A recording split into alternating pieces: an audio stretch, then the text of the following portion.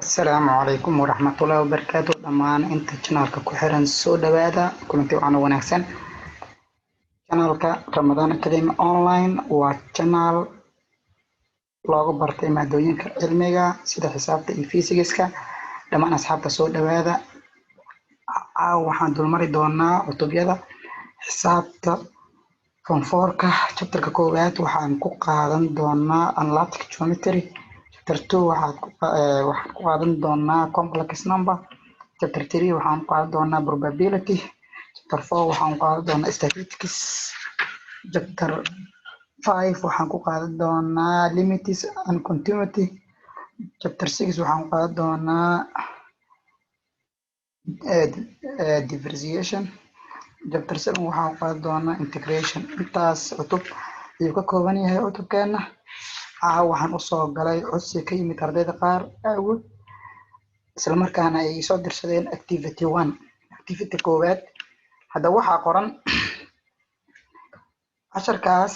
waxaan bilaabi doonaa xisada ku xigta balse caawa activities ayaan soo hormarin doonaa insha Allah activity 1 waxaa ku qoran show that to see cos A plus B inay la mid tahay cos A cos B minus sin A sin B waxaan rabnaa xisaabtan waa proof inaan ku xalino hadaba wadada ugu fudud ee lagu xalin karo anigoo soo koobaya show that to see cos A plus B waxaa noo qoran cos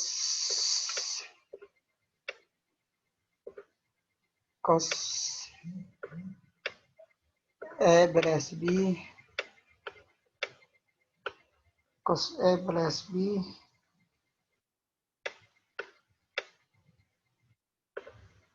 cos A plus B inay la mid tahay cos A cos B cos A cos B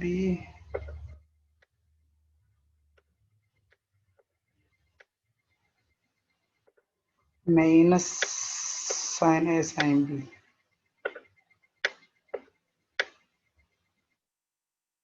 sin A sin B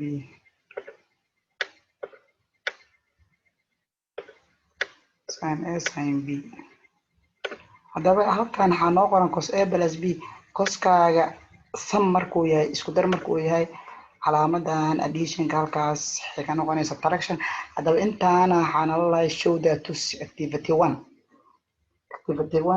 waa page 2 hadaba si fudud waxaan soo qaadanaynaa qaacidadii ahayd cos A minus B waxaan isticmaalaynaa we use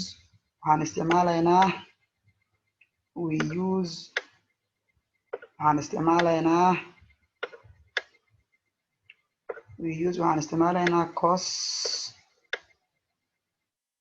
si xisaabta usoo proof galeen waxaan isticmaalaynaa cos A minus B isticmaalaynaa insha Allah cos A minus B qaacidadeedii ayaan isticmaalaynaa si aan xisaabtan usoo saarno waa hadaba habka ugu fudud waxaan leenahay sidaa darteed cos A minus B isticmaalaynaa dhaanay cos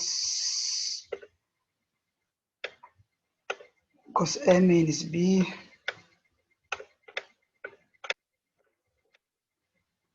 cos A minus B ayaan isticmaalaynaa si ay proofka usoo saarno cos A minus B waxaa lagu helaa saan ognahay cos A cos B cos A cos B cos A cos B plus sin A sin B waa the simplest way waa habka ugu fududo lagu xalin karo habab badan way jiraan balse ardaydu maadaama ay soo codsadeen habka ugu fudud aan go'aansaday inaan uu xaliyo waxaan ognahay cos A minus B in lagu furfuro cos A cos B plus sin A sin B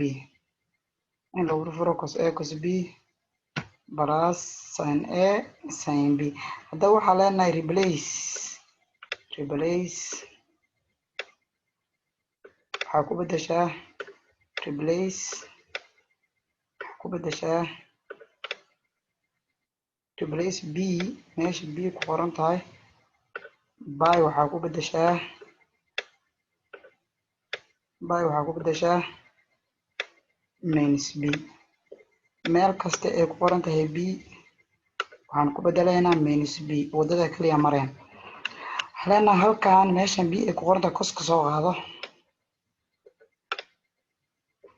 soo qaado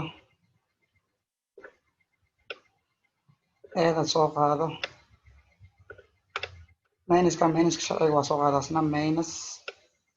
cos bracfor a minus meesha bda waxaa dhahnay minus b ku bedel minus b bracketka ku xir bracketka kalena ku saar waxay la mid tahay sidoo kale cos a minus b aheyd booska eeda waa soo qaadanay minuska sharcigana waa soo qaadanay booska b halkan waxaa ku bedelinay minus b waxay la mid tahay cos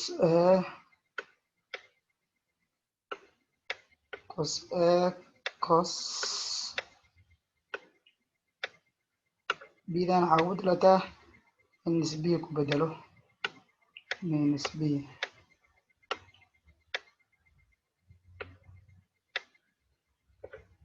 balaaska soo qaado balaas sin a sideed usoo qaado sin a sideed usoo qaado sin a sin meesha b ay ku qoran tahay waxaa ku bedelataa minus b. waxaan sameynay qaacidadan noo qoran cos a minus b aan soo qaadanaynaa meel kasta b ay ku jirtana waxaan ku bedelinaa replace waxaan ku bedelinaa bda by minus b ku bedelnay dhammaan waa sameyn saas darteed waxaa leenahay cos ka soo qaado macalin cos bracfor eeda soo qaado minuskan minus times minus aa leenahay labada calaamad isku dhufo macalin waa plus bda soo qaado kaas waxaa noo soo baxay cos a plus b equal cos a plus b waxay u dhigantaa leenahay cos a gaan soo qaado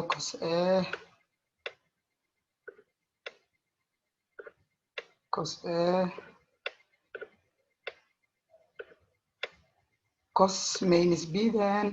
waxay u dhigantahay cos b oo minuska coskaa cunaayo waxaa leenahay cos b minuskan bda wadato halkaan uu kusoo dhacaya minus times plus aa leenahay halkaan waxay noo noqonaya minus sin a